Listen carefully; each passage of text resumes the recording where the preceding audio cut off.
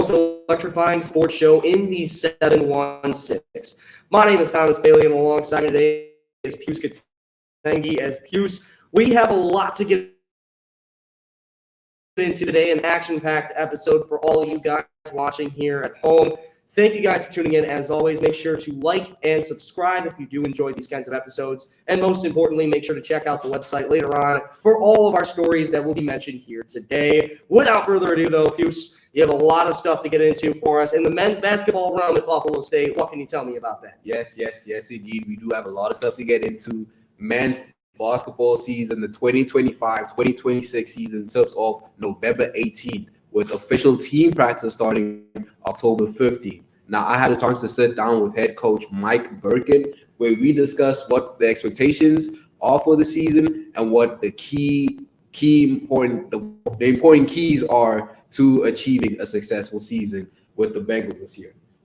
Coach Birkin did describe that the most important thing for the season will be the team's mentality. He described it as having genuine, good all-around guys in the locker room, as well as guys who buy into the system and who are committed to playing and who love the game of basketball will be the key in determining which players or how players will perform this season. Coach Birkin also describes the team being the team has improved their defense from the season prior. So from the 2023 to the 2024 season, they improved defense in last season's showing, as well as being tied in three-point percentage last season. And, they did have some struggles on offense, but they have 13 returning players where coach said that he needs to hone in on transition offense. That is an area of the offense where they struggled last year. And that will open up the floor for three-point shooters to get those shots in and knock them down.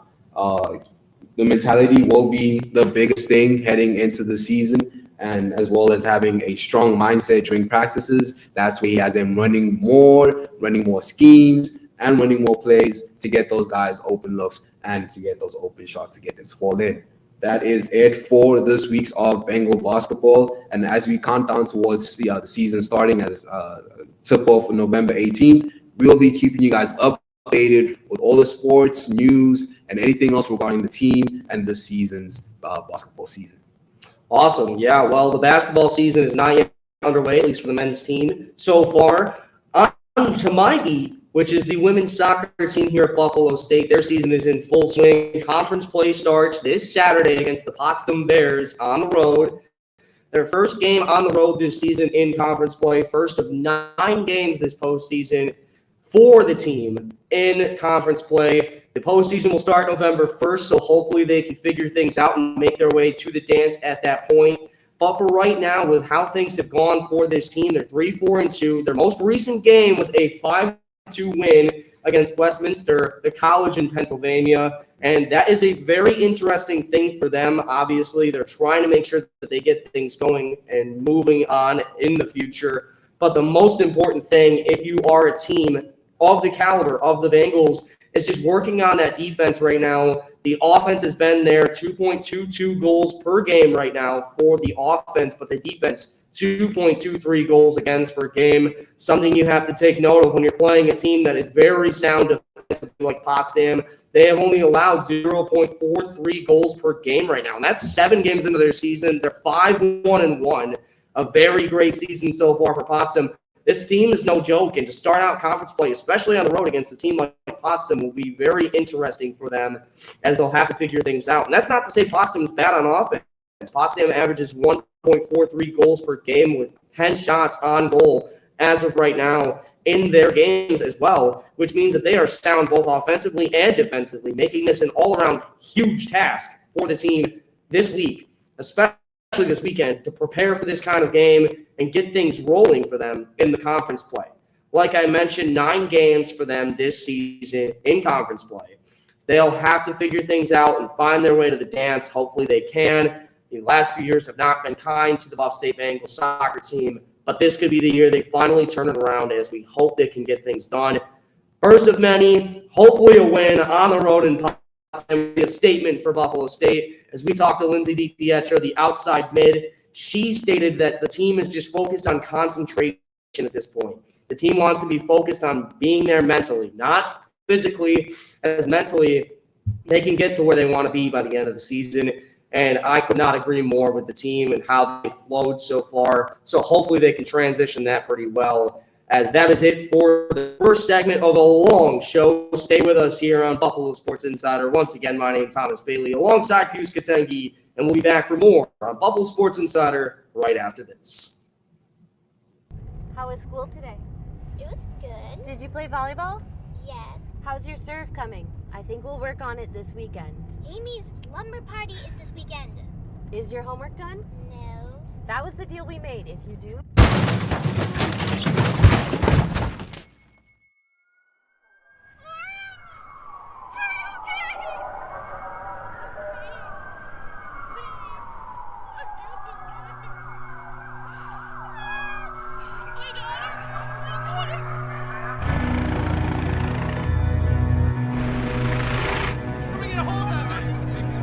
Hi, Lauren. My name is Katie. We're gonna take care of you, okay? Ready? 1, 2, 3.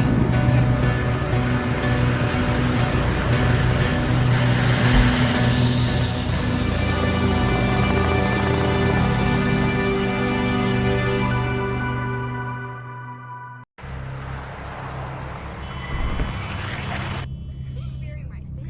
You wouldn't do that. So why do you do this? Distracted driving kills an average of 9 people and injures over 1,000 every day in America. Put down your phone. Lives depend on it. Don't drive intoxicated. Don't drive intoxicated. A sobering message from AAA. Hello, and welcome back to the second segment of Buffalo Sports Insider. I'm Jake Moss, joined here by Ryan Patota. And to begin off this next segment, I will be talking about the women's volleyball here at Buffalo State.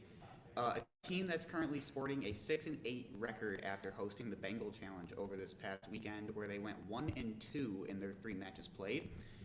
This tournament was Friday and Saturday and hosted, I believe, 6 to 7 different teams. Buffalo State played matches against Alfred State, St. John Fisher, and Geneseo, and they went 1-2 in these games, winning against Alfred State, closing out the entire tournament against St. John Fisher. St. John Fisher, a team that now, after beating Buffalo State, is 12-1. Now, this tournament was the last time they'll be home before conference play. They will play 3 more matches before that against Nazareth University, Ohio Wesleyan, and John Carroll. Then they'll come back to host Cortland for their first SUNYAC game of the year. Sophomore Avery Reimer said that after a 1-2 performance and a 6-8 record, that it boils down to work ethic and really honing in on the little things in practice, which is key. And going back on the season, asking her about their 4-game stint in California at the Pacific Coast Classic, she said that they view that even though a 0-4 performance and 0-12 in sets was a positive experience for them because they haven't played such high caliber volleyball like that, and also played a different type of volleyball than they've seen on the East Coast. Granted, the point has some hold to it as they played the current #1 team in the country in Laverne, and it sets them up to take what they've gathered throughout these first 14 games and really put it into play when they come into conference play. A team that was fairly competitive in the SUNYAC last year and arguably got a lot more talent in this year. So now I'll pass it over to you, Ryan. Yeah, thank you so much. On to the Canisius University women's soccer team, as they continue their winning streak. They're looking to extend their winning streak in conference play to 3 games. And it started out, obviously, during the off-season that they got a new goalkeeper as senior Jordan Spencer graduated last May. She led the program last year in shutouts. She actually broke the program record in shutouts and wins last season, so that was a big key shoe to fill for the Canisius University women's soccer team. They got a new goalkeeper during the offseason. That was Chloe Tataros, and she came into this season with big shoes to fill, obviously, and she came out there this weekend against the Ryder Brown, and she pitched a shutout, getting her first collegiate shutout in a 2-0 win for the Canisius University women's soccer team. And after the game, she was very excited to get that in for her sake. That was very important for her to get that, especially in her first, one of her first games as a Canisius Golden Griffin in conference play. Very important 2-0 win against Ryder, and she was very ecstatic after the win. And this is the second straight season that the Canisius University Golden Griffins women's soccer team has started conference play 3-0, and they polarized the Ryder Bronx in shots in the game 10-7. And with that, we're going to send it over to a commercial break. We'll be back right here on the Buffalo Sports Insider.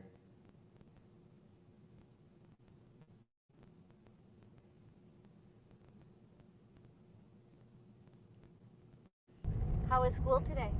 It was good. Did you play volleyball? Yes. How's your serve coming? I think we'll work on it this weekend. Amy's slumber party is this weekend. Is your homework done? No. That was the deal we made. If you do...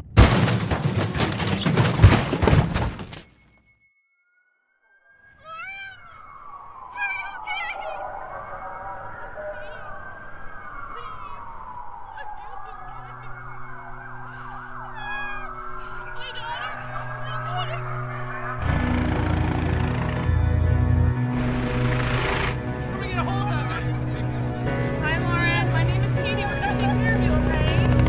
Ready? 1, 2, 3.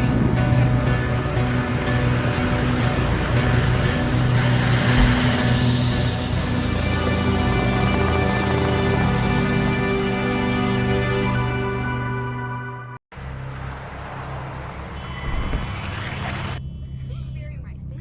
You wouldn't do that. So why do you do this?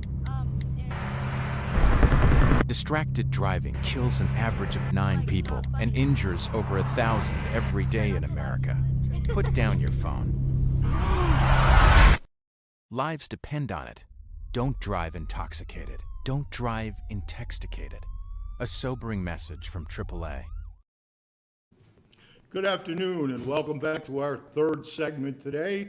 And on Saturday, the St. Francis Red Raiders, ranked #1 in Buffalo, New York, took on the Catholic Memorial Knights, the #1 team ranked in Boston, Massachusetts. The game was live at Polian Family Field. The game looked like it could be an early blowout. Early as the boys from Mass looked big and had plenty of depth. St. Francis, however, refused to fold. They fought and they battled their way in the game. Early in the second quarter, quarterback Trent Buttles showcased his running skills, breaking free for a 24-yard touchdown to put some life back in Red Raiders and made the score 14-all. On the ensuing kickoff, however, Christian Simmons returned a kick 80 yards down the left sideline as he blazed into the end zone, and St. Francis was left stunned. Just when you think you could count St. Francis out of the game, they strike for an 88-yard touchdown by St. Joe's transfer Dominic Cook. And St. Francis was right back in the game, and we have game on once again. Isaiah Simmons added a highlight of his own just before halftime, throwing a touchdown on a trick play, a halfback option to tight end Charlie Todd to stretch the lead to 36-20 just before the half. However, champions finished strong, and Catholic Memorial showed why it hasn't lost since 2022. The Simmons brothers took over in the fourth quarter. Christian added his third touchdown of the day on an 8-yard run, and his younger brother Isaiah scored on a 30-yard TD run late in the fourth quarter, and Flannery sealed it with a 30-yard reception. The Simmons brothers and Flannery, who has committed to Harvard, form a trio that will give any defense nightmares. And their performance in Athol Springs was a reminder that streaks like this don't happen by accident. Catholic Memorial extended its winning streak to 13 with a 56-32 victory on Saturday. After the game, I caught up with Knights coach John DiBiaso. He praised the hospitality of St. Francis and Coach Jerry Smith, and they had a fabulous dinner Friday at Elioto Apollo's, and he said, this was a great trip, he said. Coach Smith and his staff were tremendous hosts, and we'd love to come back. My final take on this game, this was more than just a September game, non-league matchup. It was a showcase of two powerhouses, one from the East Coast up there in the Northeast, one here in Western New York. It was tradition, talent. St. Francis proved it could throw punches with the best from the Northeast. But Catholic Memorial in the end had more depth, more speed, and failed to fold in the fourth quarter. One last thing here, we got Elijah Kimball and the big St. Joe's Canisius game coming up this Saturday, and that's where I will be this Saturday watching Elijah Kimball as he needs 134 yards to break the Canisius record. We'll be right back with our fourth and final segment. Thank you. How was school today? It was good. Did you play volleyball? Yes. How's your serve coming? I think we'll work on it this weekend. Amy's slumber party is this weekend. Is your homework done? No. That was the deal we made. If you do...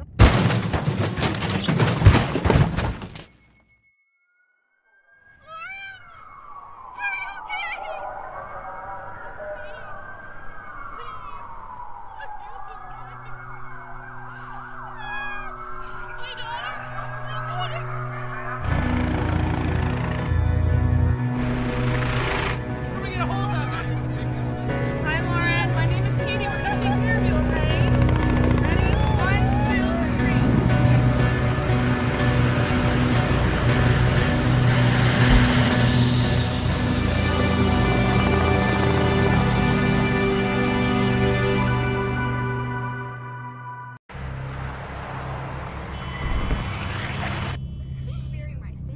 You wouldn't do that. So why do you do this? Distracted driving kills an average of 9 people and injures over 1,000 every day in America. Put down your phone. Lives depend on it. Don't drive intoxicated. Don't drive intoxicated. A sobering message from AAA.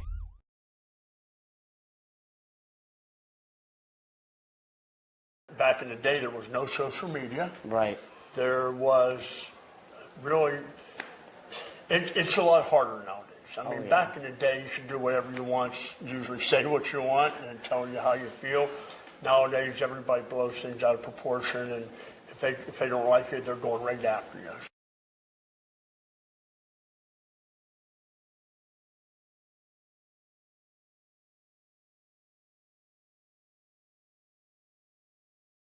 Very interesting spot to be in with Jim Kelly. What do you for you guys week as well? Rob interview, so make sure you guys tune in next week for that. As for this segment, we're going to be doing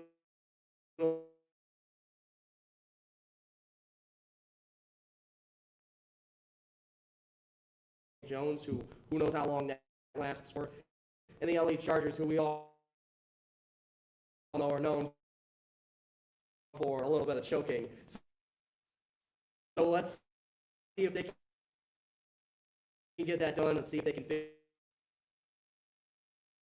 that situation out. But at least for as of right now, it'll be a very funny spot for these teams. The Chiefs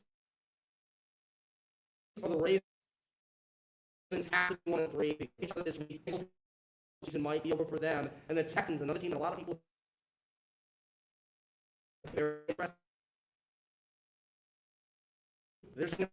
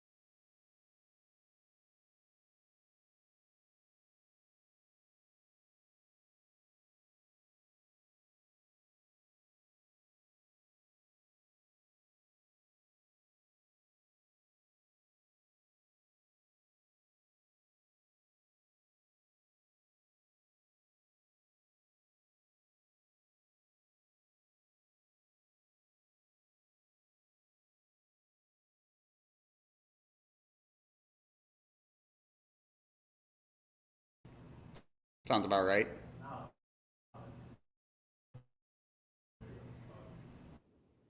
Sorry for the technical delays, everybody. That was a very tough situation. But for at least as of right now, it's going to be a pretty interesting spot. Sorry for Anyway, the technical delay. Texans are 0-3. Joe Burrow is out for Cincinnati indefinitely. And then the Chiefs or Ravens have to be 1-3 after this week, depending on which team loses that game. So, Jake, once again, I'll ask you this. What do you think happens with the team this week? And do you think the Bills can be undefeated heading into that Kansas City game? Yeah, just to run through again, the Saints aren't a team that should really have any competition with Buffalo. And looking at the talent of the next two teams in the Panthers and Falcons, they also just should not be able to compete. And most would agree that the Saints are right now the worst team in the NFL by a margin. The Panthers have some talent, and they have a lot of things working for them schematically. But the opposite goes for the Falcons, where they have a lot of talent, and none of that scheme is working right now. And they even benched Michael Penix earlier or late in last week's game. So yeah, I think it opens a lot of doors for Buffalo to walk into that KC game with a lot of momentum and looking right at a 7-0 record at some point. Aren't a team and that should really I don't see anyone in the South. I agree that Daniel Jones has them at 3-0, but I don't think anyone sees that really staying. So I think there's a lot open for Buffalo down the road, especially going into the playoffs.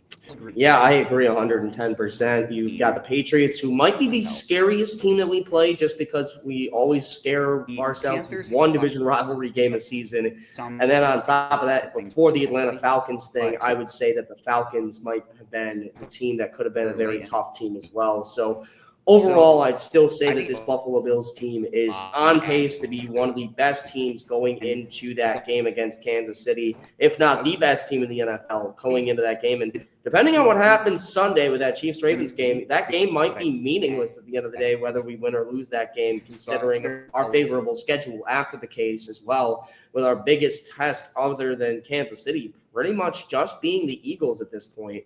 Very favorable schedule for the Bills. Not too much going on. You got the Bucs in there too at some point. So there's a lot going into this season. But to kind of turn gears here just a little bit before we switch segments, what do you think about this Buffalo Bills team for the season outlook? And what would you say right now is the overall, your percentage, I guess, on what they could do to get the 1 seed? I think the 1 seed is theirs to lose, honestly. The Chargers are going to be the biggest competitor, but they play in a much tougher division. I think the Broncos and the Raiders are both competitive teams compared to the Jets and Dolphins. So I think Buffalo has not necessarily a golden road, but an open freeway where they would really have to hit something that just pops out of nowhere to knock them off their war path. The Bengals losing Burrow, I think, is less detrimental than most, but ultimately you lose your starting quarterback and it's not a great outlook, but they have a lot of talent. They should still be able to compete. I think it's going to come down to Buffalo and Baltimore regardless of the tiebreaker, because we've seen Baltimore be juggernauts in the regular season every single year.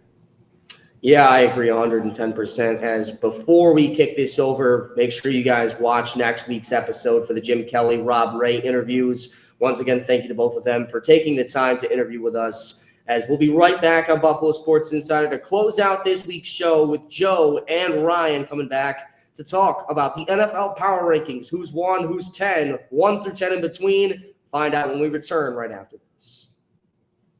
How was school today? It was good. Did you play volleyball? Yes. How's your serve coming? I think we'll work on it this weekend. Amy's slumber party is this weekend. Is your homework done? No. That was the deal we made. If you do...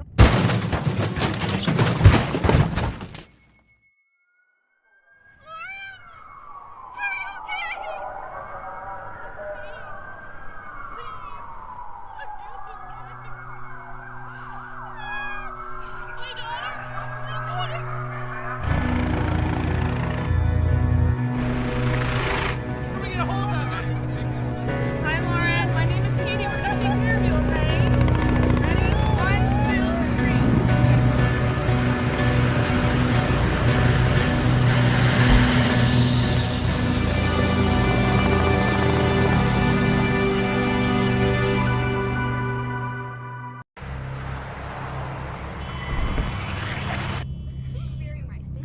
'You wouldn't do that. So why do you do this? Distracted driving kills an average of 9 people and injures over 1,000 every day in America. Put down your phone. Lives depend on it. Don't drive intoxicated. Don't drive intoxicated. A sobering message from AAA. I don't have a number, guys.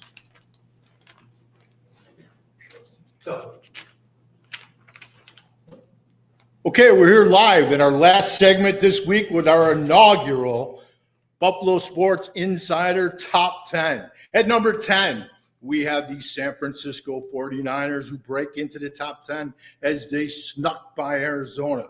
At number 9, Washington, who rocked the Raiders. At number 8, Seattle debuts in a poll as they steamrolled the Saints.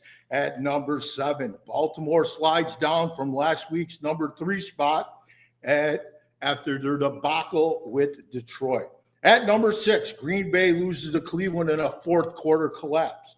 At number 5, Detroit moves up into past Baltimore and jumps up 2 spots in our poll. At number 4, Tampa Bay jumps up 2 after surviving a late scare against the Jets.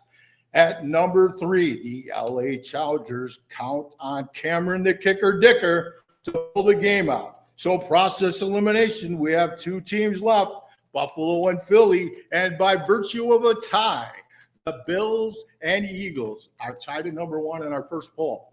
What do you think of that, Ryan? Yeah, I mean, very surprising of no Kansas City. Who would have thunk that in the beginning of the season that the Chiefs are not in the top 10 in the first 3 weeks of the regular season? That is just wow to me. I mean, Baltimore, their loss against Detroit really bumped them down. As you mentioned, detrimental loss against the Lions did not help them at all in their power rankings. And Buffalo and Philly, they're going to be fighting it out for the number 1 team in the NFL all season long. It's going to be very interesting to watch out the Bills and the Eagles. All right, thank you everybody for joining here on the Buffalo Sports Insider. You can go check out the website at Buffalo Sports Insider. Check out all of Buffalo Sports Insider on social media. That's on X, Instagram, YouTube, and Facebook. Thanks everyone for joining. And from Ryan Patola, Joe Marguccio. We'll see you next week. Have a great one. Good job.